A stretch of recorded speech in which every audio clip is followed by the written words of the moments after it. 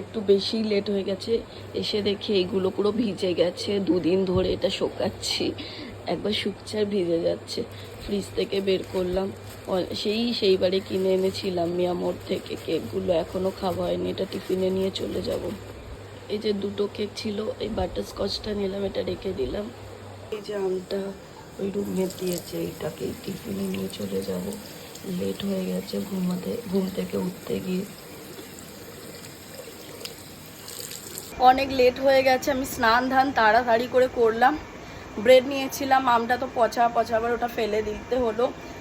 আবার আমার রুমমেট একটা আম দিয়েছে, ওটার আমি করিনি। তার আগে আমি আলু কেটে নিয়েছিলাম, তো আমি চাউমিন বানিয়ে নিয়েছি আর ব্রেড বাটার বানিয়ে নিয়েছি। আর ওই তোমার মিয়ামোর থেকে ওই বাটারস্কচটা নিয়ে এসেছিলাম কেক, ওটা নিয়ে যাবো ভাবছিলাম। বাট এখনও 2 দিন গ্যাপ ছিল আমার, একদিন ছুটি আর একদিন এরকম করে গ্যাপ ছিল বলে শরীর খারাপ ছিল, যার কারণে লেট করে ঘুম থেকে উঠেছি।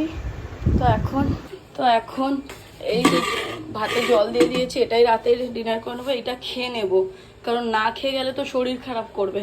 এটা খেয়ে নেবো, তারপর যাও বারে এটাই টিফিনে নিয়ে যাবো, এই দুটো নুডলস আর বাটার ব্রেড। এত ভীষণ খিদে পেয়েছে কি বলবো, কিছু তো খাইনি, ভাতটা করে রেখেছিলাম, আমি জানি কালকে চিকেন করেছি, ওটা দিয়ে খেয়ে নেবো। বাট কোনো অপশান নেই, লেট হয়ে গেছে, ওই জন্য ওই কেকটা খেয়ে চলে যাবো আপাতত, তারপর দেখা যাবে যা হবে।